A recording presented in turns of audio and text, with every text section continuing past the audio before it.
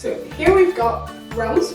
We're diving back in, and this time we're looking at character creation. Let's get the character sheet out. I'm gonna roll for absolutely everything, by the way. I love doing that because I created this world and I've played the game so many times. I just like to see who I come up with.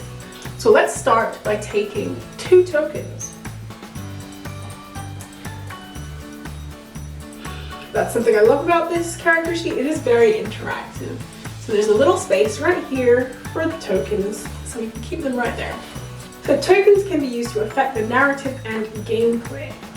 They're gained individually, but they can be discussed collectively.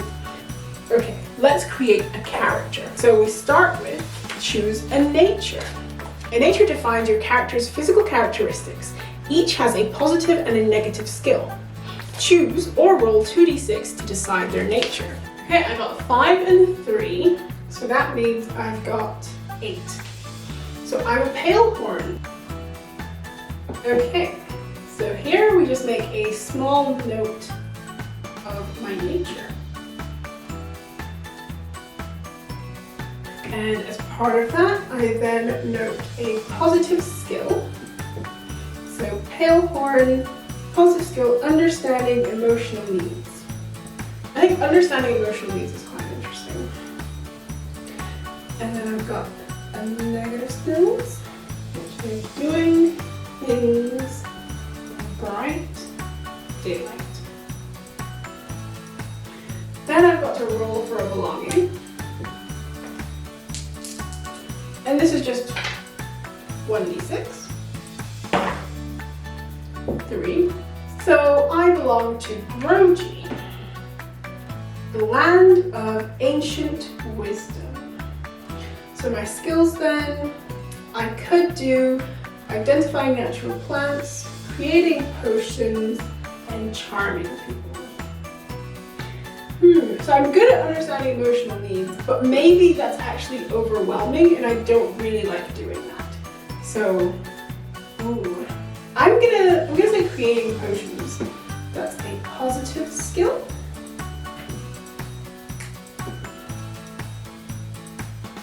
Brilliant, so choose a name. Now we've got to draw a card.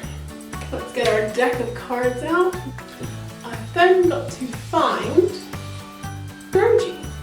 And it's green to represent Groji, the Green Kingdom. And so now I gotta just draw a card, which is a 3 of spades. So I am Etria. So let's write that down. Let's go to choose an archetype. So your character's archetype defines their role in society and how they respond to different situations. Think about it like a class system. So it provides a skill, starting equipment, and a unique talent. You can use talents to swing encounters towards your character's favor. Narratively, talents could be magic or luck. Mechanically, they are tied to specific dice mechanics that can only be used once per encounter.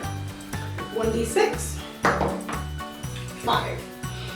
So I am a shadow walker. So what does that mean exactly? Well, it means my character belongs in the shadows.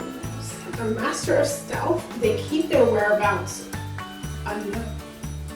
So now I need to fill in my character's stats. So we'll start here in this section. So because I'm a shadow walker, my stealth stat is already at 3 dots. Okay, and then we have 2 stats my character is unskilled in, and 3 stats my character is moderate in. Okay, so let's think about it.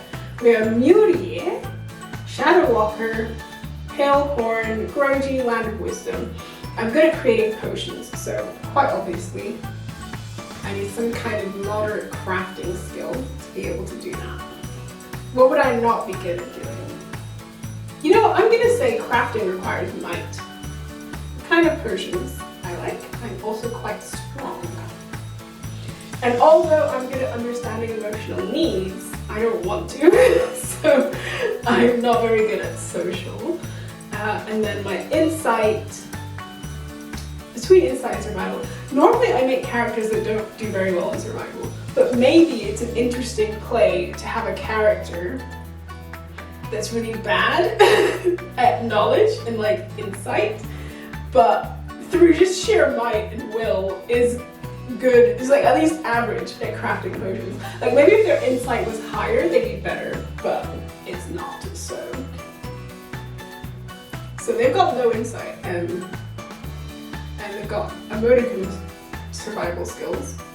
Now we choose one skill. So one skill, concealing, acrobatics, or sneaking. Well, she's like okay at night. This is a she in my mind.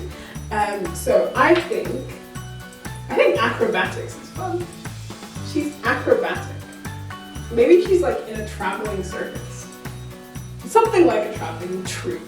Maybe a dance troupe, an acrobatics troupe. Okay, and then two pieces of equipment. So, well, obviously throwing knives because she's part of this acrobatic. And I think a smoke bomb.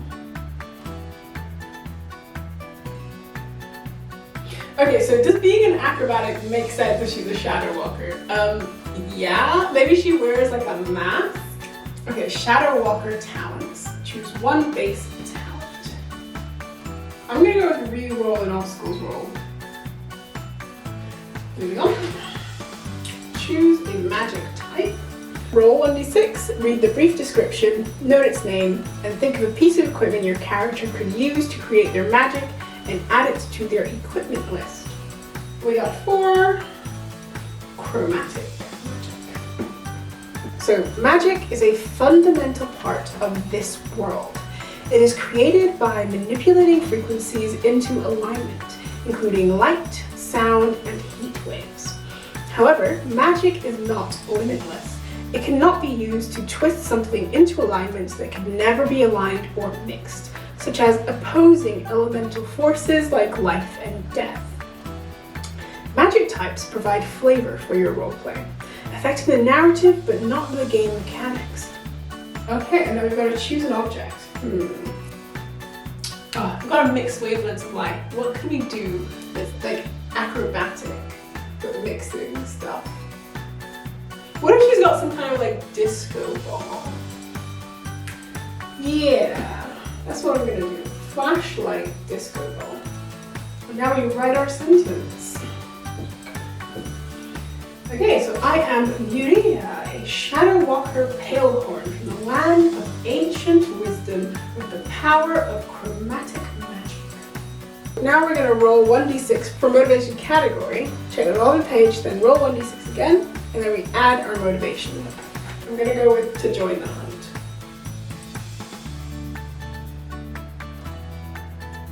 Okay, and I believe that's the end, and that's it.